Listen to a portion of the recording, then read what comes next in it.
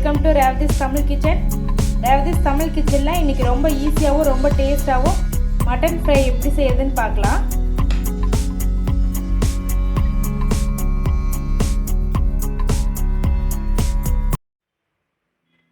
Mutton வந்து ஒரு 3/4 kilo அளவு எடுத்திருக்கேன். நல்லா வாஷ் பண்ணி வச்சுருக்கேன். இஞ்சி பூண்டு பேஸ்ட் வந்து 1 ஸ்பூன், ஒரு 1/4 டீஸ்பூன் அளவு மஞ்சள்தூள், உப்பு வந்து கல் உப்பு எடுத்திருக்கேன், அது வந்து 1 ஸ்பூன் எடுத்திருக்கேன். இப்போ ஃபஸ்ட்டு வந்து நம்ம மட்டனை வந்து வேக வச்சிடலாம். குக்கரில் மட்டன் போட்டுக்கோங்க. அதில் உப்பு மஞ்சள்தூள் இஞ்சி பூண்டு பேஸ்ட் எல்லாம் சேர்த்துக்கோங்க.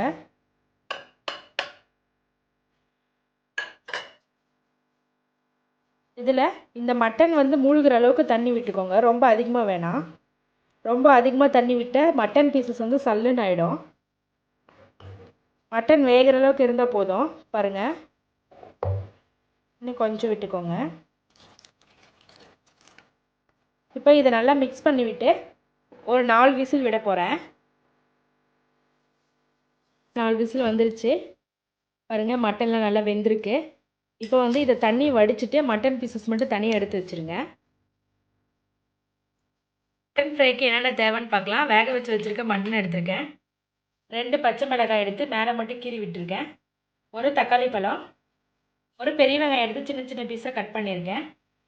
காரத்துக்கு தகுந்த மாதிரி மிளகாய் தூள் வந்து 1 ஸ்பூன், கரம் மசாலா தூள் 1 ஸ்பூன், மல்லித்தூள் 1 ஸ்பூன் எடுத்திருக்கேன். இஞ்சி பூண்டு பேஸ்ட் 1 ஸ்பூன், தாளிக்க கொஞ்சமாக கருவேப்பிலை, லாஸ்ட்டாக கொஞ்சம் மேலே போட மல்லி இலை. கருவேப்பிலை வந்து ஃப்ரை பண்ணி வச்சுருக்கேன் எண்ணெயில். இப்போ எப்படி செய்யுதுன்னு பார்க்கலாம். பேனில் 2 ஸ்பூன் எண்ணெய் விட்டு நல்லா ஹீட் பண்ணிக்கோங்க. எண்ணெய் ஹீட் ஆனோடனே கட் பண்ணி வச்சுருக்க பச்சை மிளகா போட்டுக்கோங்க. கொஞ்சம் நல்லா ஃப்ரை ஆகட்டும் எண்ணெயில். அடுத்ததாக கட் பண்ணி வச்சுருக்க பெரிய வெங்காயம் போட்டுக்கோங்க.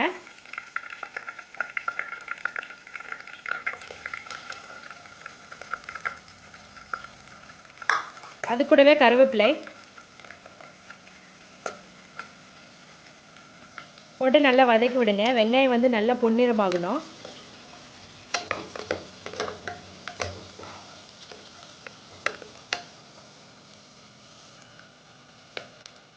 வெங்காயம் நல்லா வதங்கிடுச்சு. அடுத்ததாக இஞ்சி பூண்டு பேஸ்ட் போட்டுக்கோங்க. நல்லா வதக்கி விடுங்க. இதோட பச்சை வாசனை போகட்டும்.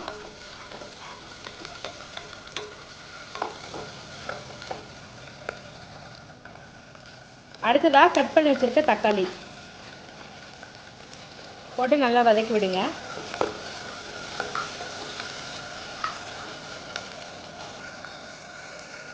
அடுத்ததாக கொஞ்சமாக உப்பு சேர்த்துக்கலாம்.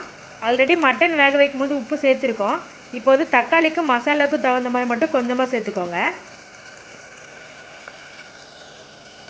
தக்காளி நல்லா வதங்கிடுச்சு. இப்போ நம்ம வேக வச்சு எடுத்து வச்சுருக்க மட்டன் பீசஸை இதில் போட்டுக்கலாம்.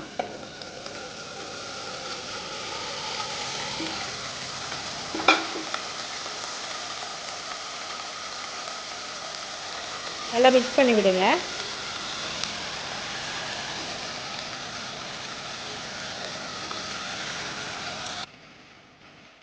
மட்டன் போட்டு 1 நிமிஷம் நல்லா வதக்கிடுங்க. அடுத்ததாக மசாலா ஆட் பண்ணிக்கலாம். கரம் மசாலா தூள், மல்லித்தூள், மிளகாய் தூள் ஆட் பண்ணிக்கோங்க. இதெல்லாம் சேர்த்து நல்லா மிக்ஸ் பண்ணி விடுங்க. 1 நிமிஷத்துக்கு அப்படியே ஃப்ரை பண்ணிகிட்டே இருக்கலாம். அப்போ தான் இந்த மசாலாவோட பச்சை வாசனை போகும்.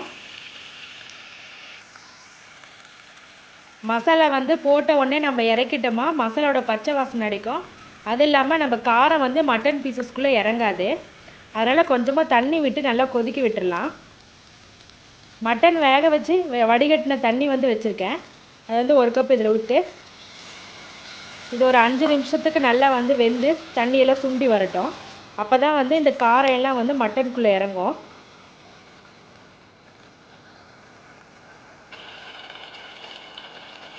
நல்லா கொதிச்சு வருது.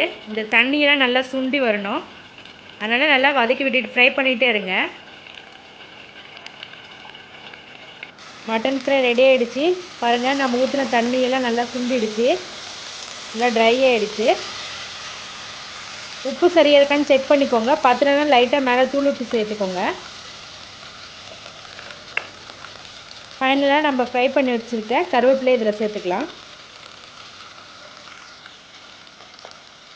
லாஸ்ட்டாக மல்லி இலை போட்டுக்கலாம். போட்டு நல்லா மிக்ஸ் பண்ணி விட்டுருங்க. மிக்ஸ் பண்ணிவிட்டு அடுப்பை ஆஃப் பண்ணிவிடுங்க. ரொம்ப ஈஸியாகவும் ரொம்ப டேஸ்ட்டாகவும் பண்ணிட்டோம். இது செய்ய ரொம்ப டைமெல்லாம் எடுத்துக்காது. ஒரு 1/2 அன் ஹவருக்குள்ளே செஞ்சிடலாம். நீங்கள் இதே போல் வீட்டில் ட்ரை பண்ணி பாருங்கள். பிடிச்சிருந்தா எங்கள் சேனலை சப்ஸ்கிரைப் பண்ணுங்கள். இந்த வீடியோவை ஷேர் பண்ணுங்கள். ரேவதிஸ் தமிழ் கிச்சன் பார்க்குற எல்லாருக்கும் ரொம்ப நன்றி.